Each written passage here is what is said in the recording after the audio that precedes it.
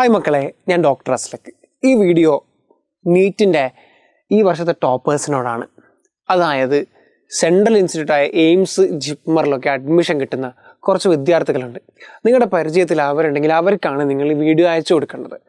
ഇനി വീഡിയോയിൽ ഞാൻ പറയാൻ ഉദ്ദേശിക്കുന്ന കാര്യം എന്താ വെച്ച് കഴിഞ്ഞാൽ, ഇവിടെ നമ്മുടെ കീമിൻ്റെ 2024 അലോട്ട്മെൻറ്റിൻ്റെ ഇത് വന്നപ്പോൾ കേരള റാങ്ക് 1, 2, 3, 8, 10, 12, 10, അതായത് കേരളത്തിലൊരു 50 റാങ്ക് വരെ നോക്കുവാണെങ്കിൽ അത്യാവശ്യം ടോപ്പേഴ്സ്, അതായത് എന്താ പറയുക, ഒരു 17-18 സീറ്റുകൾ, അല്ലെങ്കിൽ ഇവിടെ ഒരു കേരള റാങ്ക് 80 റേഞ്ചൊക്കെ എടുക്കുകയാണെങ്കിൽ 30-33 സീറ്റ് വരെയുള്ള കുട്ടികളൊക്കെ ഒരുപാട് പേര് കേരളത്തിൽ അലോട്ട്മെൻറ്റ് കിട്ടിയിട്ടുണ്ട്. അവർക്ക് വേണ്ടപ്പെട്ട കോളേജുകൾക്ക് കിട്ടിയിട്ടുണ്ട്.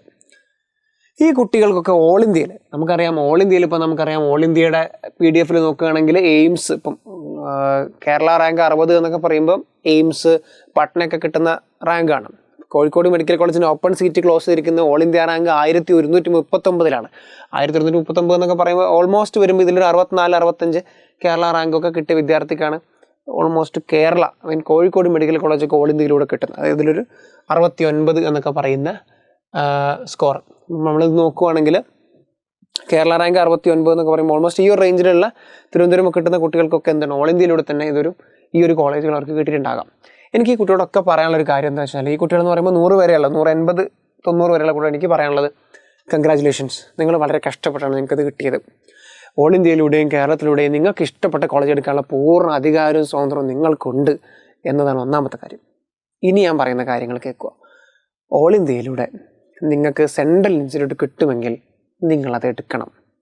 ഓൾ ഇന്ത്യയുടെ ഇത് കഴിഞ്ഞിട്ടുണ്ട്, ജോയിൻ ഡേറ്റ് കഴിഞ്ഞിട്ടുണ്ട്. കേരളത്തിൻ്റെ അലോട്ട്മെൻറ്റിലൂടെ ഈ സീറ്റ് എടുക്കണോ വേണ്ടോ എന്നുള്ളതാണ് ഇപ്പോഴത്തെ ചോദ്യം. അതിനാണ് ഞാൻ ഈ വീഡിയോ ഇപ്പോൾ ചെയ്യുന്നത്. ഓൾ ഇന്ത്യയിൽ ഇപ്പോൾ നിങ്ങൾ ജോയിൻ ചെയ്തിട്ടില്ലെങ്കിൽ നിങ്ങളവിടെ ഫ്രീ എക്സിറ്റ് ആണ്. നിങ്ങൾ ജോയിൻ ചെയ്തിട്ടുണ്ടെങ്കിൽ നിങ്ങൾക്ക് ഇവിടെ ജോയിൻ ചെയ്യാൻ, നിങ്ങൾക്ക് ഇങ്ങോട്ട് മാറാം. ഇനി നിങ്ങൾ ജോയിൻ ചെയ്തിട്ടില്ലെങ്കിൽ സെക്കൻഡ് റൗണ്ടിൽ നിങ്ങൾക്കത് കിട്ടും. കാരണം നിങ്ങൾ വേക്കൻ്റ് ആവുന്ന സീറ്റിലേക്ക് നിങ്ങൾ തന്നെ വീണ്ടും എന്ത് ചെയ്യും, അലോട്ട് ചെയ്യപ്പെടും. കാരണം നിങ്ങൾ അത്രയും ടോപ്പ് റാങ്കുള്ള കുട്ടികളാണ്. അപ്പോൾ എനിക്ക് നിങ്ങളോട് പറയാനുള്ളത്, സെൻട്രൽ ഇൻസ്റ്റിറ്റ്യൂട്ട് ജിപ്മറോ എയിംസോ നിങ്ങൾക്ക് കിട്ടിയിട്ടുണ്ടെങ്കിൽ മക്കളെ, നിങ്ങളതെടുക്കണം. അതായത് കോഴിക്കോട് മെഡിക്കൽ കോളേജാണോ എയിംസ് ആണോ നല്ലതെന്ന് ചോദിച്ചാൽ ഞാൻ പറയും എയിംസ് ആണ്. ഞാൻ മഞ്ചേരി മെഡിക്കൽ കോളേജിൽ നിന്നാണ് MBBS പഠിച്ചത്. എൻ്റെ ഒരുപാട് സുഹൃത്തുക്കൾ കോഴിക്കോട് മെഡിക്കൽ കോളേജിൽ നിന്നും പഠിച്ചു. അപ്പോൾ ഇതിൽ ഞങ്ങൾക്ക് രണ്ടുപേർക്കും എന്ത് ചെയ്യാൻ പറ്റില്ല, MBBS മാത്രമേ വെക്കാൻ പറ്റുള്ളൂ.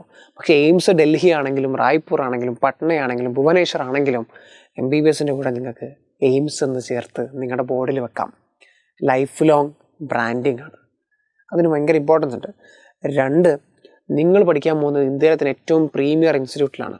അവിടെ നടക്കുന്ന പല പ്രോഗ്രാമുകളിലും നിങ്ങളുടെ ബാച്ച്മേറ്റ്സ് ഇന്ത്യയുടെ പല സംസ്ഥാനങ്ങളിൽ ചിതറി കിടക്കുന്നവരായിരിക്കും. എനിക്കിപ്പോൾ കേരളത്തിലെ എല്ലാ ജില്ലകളിലും പരിചയമുള്ള ഡോക്ടേഴ്സ് ഉണ്ട്. പക്ഷെ ഇന്ത്യയിലെ എല്ലാ സംസ്ഥാനങ്ങളിലും എനിക്ക് പരിചയമുള്ള ഡോക്ടേഴ്സ് ഇല്ല. നിങ്ങൾക്കുണ്ടാകും. നെറ്റ്വർക്കിംഗ് വെരി ഇമ്പോർട്ടൻ്റ് ആണ് പ്രൊഫഷണൽ ലൈഫിൽ, അത് നിങ്ങൾക്കുണ്ട്. 3 ലാംഗ്വേജാണ്. ഇംഗ്ലീഷ് അറിയാം, മലയാളം അറിയാം, ഹിന്ദി ഇപ്പോഴും ഞാൻ തപ്പിപ്പിടിക്കലാണ്. ഹിന്ദി പഠിക്കാം, കന്നഡ പഠിക്കാം, തമിഴ്, തെലുങ്ക് ഒക്കെ നിങ്ങൾക്ക് പഠിക്കാം. ലാംഗ്വേജ് ഇമ്പ്രൂവ് ചെയ്യും. പേഴ്സണലി നിങ്ങൾ ഒരുപാട് ഇമ്പ്രൂവ് ചെയ്യും. 4ാമത്തെ കാര്യം എക്സാംസ് ആണ്. കേരളത്തിൽ എക്സാമുകൾ നടത്തുന്നത് Kerala university of health science ആണ്. തമിഴ്നാട്ടിലാണെങ്കിൽ അത് വേറെ യൂണിവേഴ്സിറ്റിയാണ്. നിങ്ങൾ എയിംസിലോ ജിപ്മറിലോ പോവുകയാണെങ്കിൽ അത് സെൻട്രൽ ഇൻസ്റ്റിറ്റ്യൂട്ട് ആണ്. അവിടെ നിന്ന് ക്വസ്റ്റ്യൻ പേപ്പർ ഇടുന്നു, അവിടെ നിന്ന് വാല്യൂ ചെയ്യുന്നു. കാര്യങ്ങൾ എളുപ്പമാണ്. ഇവിടെ സമരം, ഹർത്താൽ, എന്തെങ്കിലുമൊക്കെ പ്രശ്നം പറഞ്ഞ് എല്ലാ സമയവും ലാഗാണ്. അങ്ങനെ വരുമ്പോൾ എന്താണ് ഗുണം? ഞാൻ MBBS കഴിയുമ്പോൾ എനിക്ക് നീറ്റ് PG എക്സാം എഴുതണം. ഇനി നിങ്ങളും എഴുതും ആ എക്സാം. അങ്ങനെ എഴുതുമ്പോൾ ഇത് വളരെ കോമ്പറ്റേറ്റീവ് എക്സാമാണ്. അന്ന് ആ എക്സാമിൻ്റെ തലേ ദിവസം വരെ എനിക്ക് ഡ്യൂട്ടി ഉണ്ട്. എക്സാമിൻ്റെ അന്ന് പോലും ഞങ്ങൾക്ക് പലർക്കും ഇൻറ്റേൺഷിപ്പിൻ്റെ സമയത്ത് ഡ്യൂട്ടി ലീവ് എടുത്ത് പോകേണ്ടി വന്നിട്ടുണ്ട്. പക്ഷെ എൻ്റെ കറസ്പോണ്ടിങ് ആയിട്ടുള്ള എയിംസിലെയും ജിപ്മറിലെയും ബാച്ച്മേറ്റ്സ് 4 അല്ലെങ്കിൽ 5 മാസമായിട്ട് വീട്ടിലിരിപ്പാണ്. അവർ കോഴ്സ് എപ്പോഴോ കഴിഞ്ഞു. അതായത് വളരെ ടൈമിൽ എക്സാം നടത്തി തീർത്ത് പോകാൻ അവർക്ക് പറ്റും.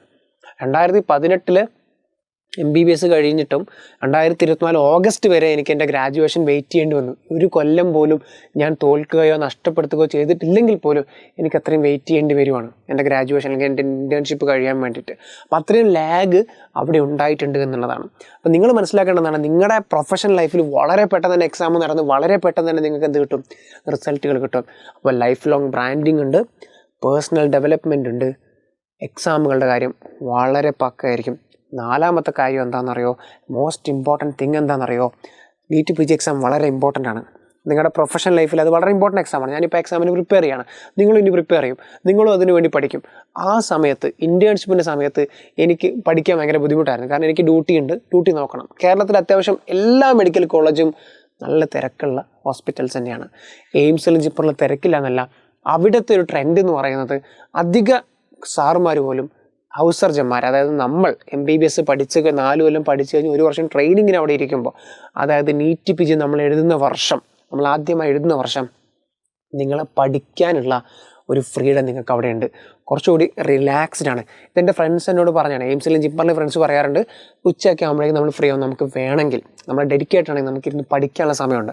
പക്ഷേ കോഴിക്കോട്, മഞ്ചേരിയോ ആലപ്പുഴ, തൃശ്ശൂരൊക്കെയാണ് നിങ്ങൾക്ക് അതിനുള്ള സാഹചര്യമൊന്നും ഉണ്ടാവില്ല. നിങ്ങളുടെ തിരക്കുകളുടെ ഇടയിലൂടെ സമയം കണ്ടെത്തേണ്ടി വരും. മാത്രമല്ല ജിപ്പറിലും എയിംസിലും ഒക്കെ IP ഉണ്ട്, ഇൻസ്റ്റിറ്റ്യൂഷണൽ പ്രിഫറൻസ് കോട്ടകളുണ്ട്. അതായത് നീറ്റ് PGക്ക് നിൽക്കുന്ന റിസർവേഷനും കിട്ടും. എന്ത് സുഖമെന്ന് ആലോചിക്കും. അപ്പോൾ നിങ്ങളുടെ അറിവില്ലായ്മ കൊണ്ട്, അല്ലെങ്കിൽ ഇതിനെക്കുറിച്ച് ഒന്നും അറിയാത്ത ആളുകൾ ചിലപ്പോൾ നിങ്ങളോട് പറയും കോഴിക്കോടാണ് ബെറ്റർ, എയിംസ് ഡൽഹി കിട്ടുന്നില്ലേ നിങ്ങളോട് പറയുമെങ്കിൽ അത് തെറ്റാണ്. അവർക്ക് ഇതിനെക്കുറിച്ച് ഒരു ചുക്കും അറിഞ്ഞുകൂടാ. അതുകൊണ്ടാണ് ഒരു ഡോക്ടർ എന്ന നിലയിൽ ഞാൻ നിങ്ങളോട് പറയുകയാണ്, നിങ്ങളുടെ ഒരു സീനിയർ ചേട്ടൻ എന്ന നിലയിൽ ഞാൻ നിങ്ങളോട് പറയുകയാണ്, ഇഫ് പോസിബിൾ, അതായത് നിങ്ങളുടെ റാങ്കിൽ നിങ്ങൾക്ക് എയിംസ് കിട്ടുമെങ്കിൽ, എയിംസും കോഴിക്കോടും കിട്ടുമെങ്കിൽ നിങ്ങൾ എയിംസ് എടുക്കണം. നിങ്ങളുടെ റാങ്കിൽ കോഴിക്കോട് മാത്രമേ കിട്ടുമെങ്കിൽ പിന്നെ അതിലൊരു ചർച്ചയില്ല. പക്ഷേ നിങ്ങൾക്ക് എയിംസ് കൂടി കിട്ടാനുള്ള റാങ്ക് ഉണ്ടെങ്കിൽ നിങ്ങൾ ആ റാങ്ക് യൂട്ടിലൈസ് ചെയ്ത് ആ പൊസിഷൻ എടുക്കണം. കാരണം എന്താണ്, നിങ്ങളത് എടുത്താൽ നാളെ കേരളത്തിലൊരു കുട്ടിക്ക് കോഴിക്കോട് കിട്ടും.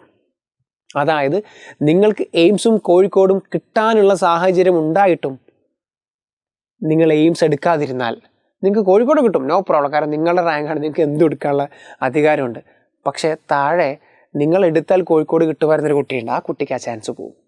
അപ്പോൾ നിങ്ങൾ എയിംസ് എടുക്കുകയാണെങ്കിൽ നിങ്ങൾക്കത് പ്രൊഫഷണലി നല്ലതാണ്, ഗ്രോത്ത് ഉണ്ടാകും. മാത്രമല്ല മറ്റൊരു കുട്ടിക്ക് കൂടി ഒരു സാധ്യത അവിടെ ഉണ്ട്, നല്ലൊരു ഉയർന്ന കോളേജിൽ പഠിക്കാൻ.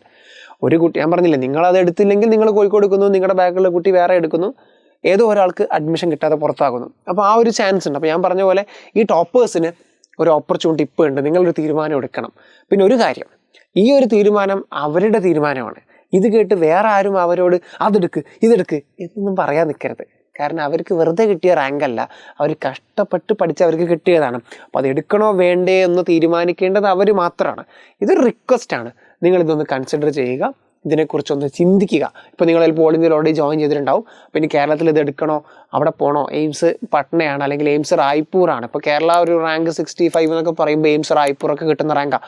അപ്പോൾ അവിടെ പോയി പഠിക്കണോ, കോഴിക്കോട് നിന്ന് സുഖം, അങ്ങനെയൊക്കെ ചിന്തിക്കുന്നുണ്ടാവും. പ്ലീസ് നല്ലൊരു തീരുമാനം എടുക്കുക, പ്രോപ്പറായിട്ട് ചിന്തിക്കുക. അതിനുവേണ്ടി ഞാനൊരു വീഡിയോ ആയിട്ട് നിങ്ങളുടെ മുന്നിൽ വന്നത്. I hope this help. നിങ്ങളുടെ പരിചയത്തിലുള്ള ടോപ്പേഴ്സ് ഉണ്ടെങ്കിൽ അവരോട് ഇത് പറഞ്ഞു കൊടുക്കുക. നിങ്ങളുടെ വിലയേറിയ കമൻറ്റ്സ് എന്ത് ചെയ്യാൻ തയ്യാറാക്കാൻ. അപ്പോൾ നമുക്ക് അടുത്ത വീഡിയോയിൽ കാണാം.